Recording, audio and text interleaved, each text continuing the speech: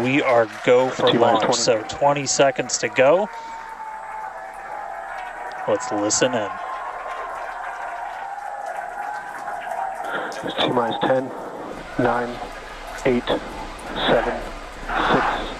5, 4, 3, 2,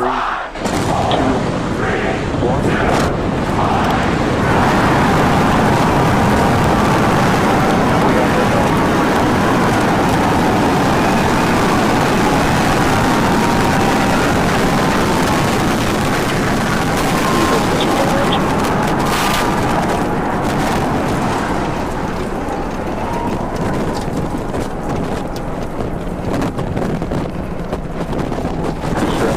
Nominal.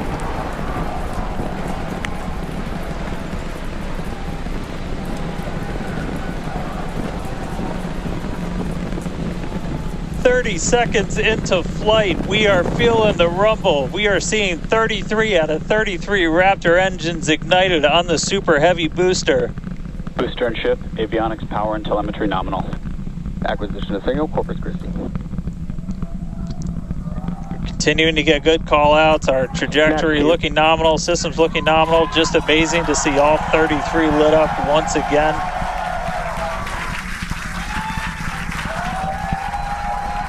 At this point, we've already passed through max Q, that maximum dynamic pressure, and passing supersonic, so we're now moving faster than the speed of sound, getting those onboard views from the ship cameras.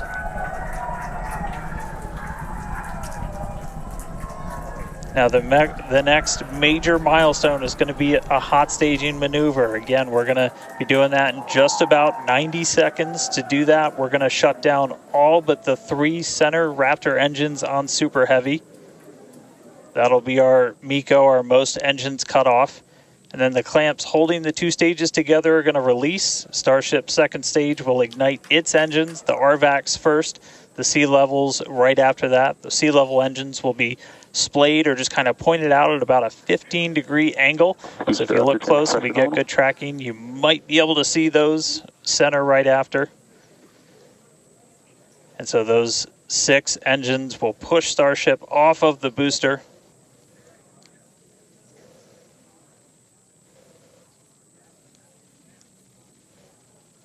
All right, counting down now. We're going to be coming up right at around the 3-minute mark on that hot staging maneuver.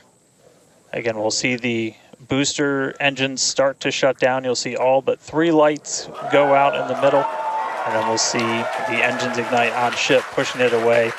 And that will start carrying the ship into space.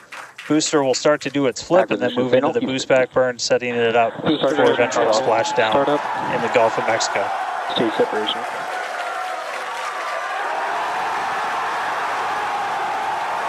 Boost back startup.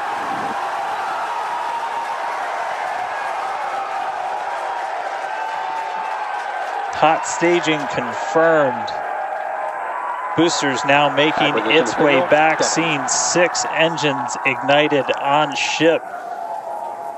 Kate, we got a Starship on its way to space and a booster on the way back to the Gulf. Oh man, I need a moment to pick my jaw up from the floor because these views are just stunning.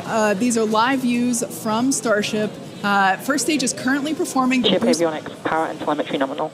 Good there, news informing us that the second stage or the ship, everything looking good, nominal there. First stage is currently performing the boost back burn, expecting that to last about 1 minute. That boost back burn, that boost back burn propels the booster back towards the coast, taking it to a landing in the waters of the Gulf of Mexico. We're only using the Super Heavy boosters, 13 center engines from here on out. As whenever they relight, you'll be able to see that in the left bottom corner.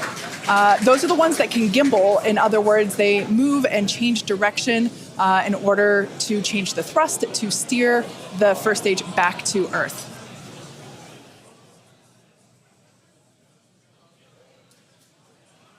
Wow, these are just incredible views coming to us.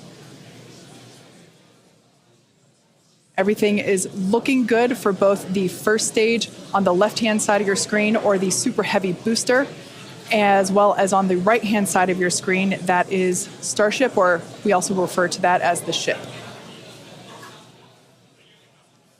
Now, the boost back burn was the first of 2 burns required to return it to Earth. The next one will be the landing burn, where all 13 center engines will initially ignite and then transition into a 3-engine burn to help slow it down. Now, just as a reminder of the Stage 1 test objectives, we're looking for controlled ascent, which we have so far.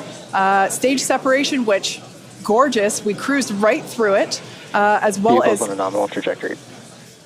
Good news there, telling us that the path that Starship is on is good. Now, Starship's second stage is still firing its engines, and as you heard, following planned flight path, the ship objectives, we're looking for hot staging, again, cruised right through that. We're looking to demonstrate controlled ascent, as well as orbital insertion. Now, the bottom right-hand corner of the screen shows the ship engine graphics, so be sure to keep an eye on those. Yep, Kate, this is just a phenomenal test so far. Super Heavy is performing beautifully today. It's on its return leg of the journey.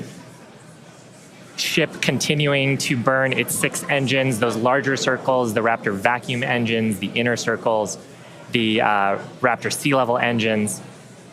We're about 30 seconds away, just under 30 seconds away from the start of the boost back burn. The landing burn on the booster. You can see the grid fins rotating. Those hypersonic grid fins are guiding us through the atmosphere back towards our splashdown site. Again, we're going for a splashdown, a soft splashdown.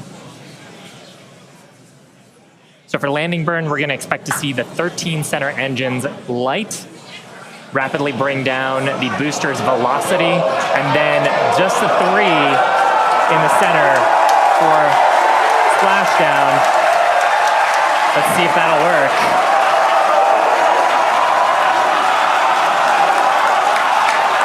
We're getting a few engines.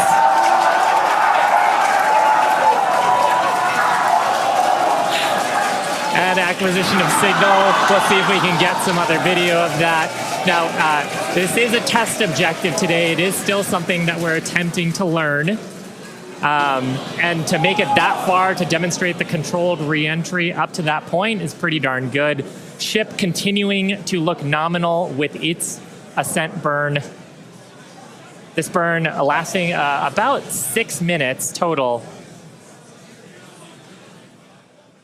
And we're expecting that this burn will end just after. So we've got 4 of those. And, oh man, we can see the heating on those flaps as we're starting to re-enter the Earth's atmosphere. This is where the Earth's atmosphere is doing the work to slow us down. Now, like we said, this plasma field is, what a view. We hope to maintain these views throughout. Starship is so big that we're hoping that the plasma field doesn't entirely blanket the entire vehicle.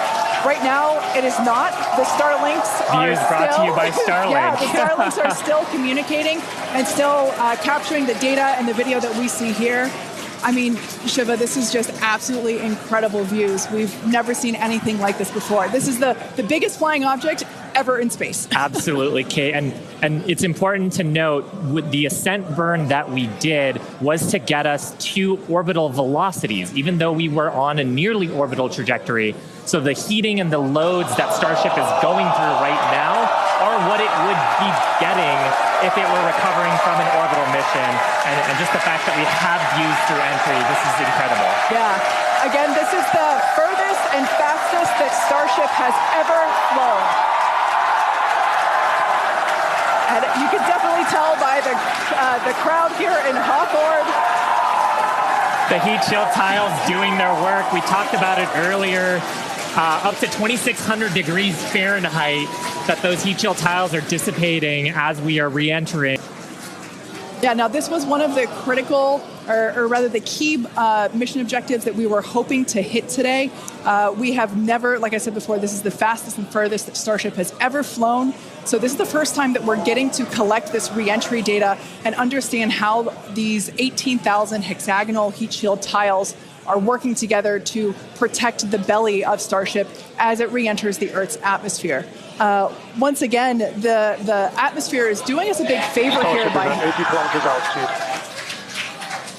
the atmosphere is actually doing us a huge favor here by acting as a braking system for Starship as it re-enters the atmosphere.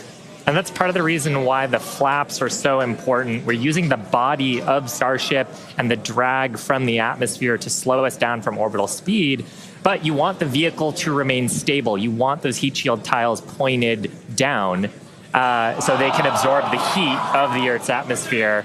And so that's the purpose that they are serving during the hypersonic phase and then again during the subsonic phase. Absolutely.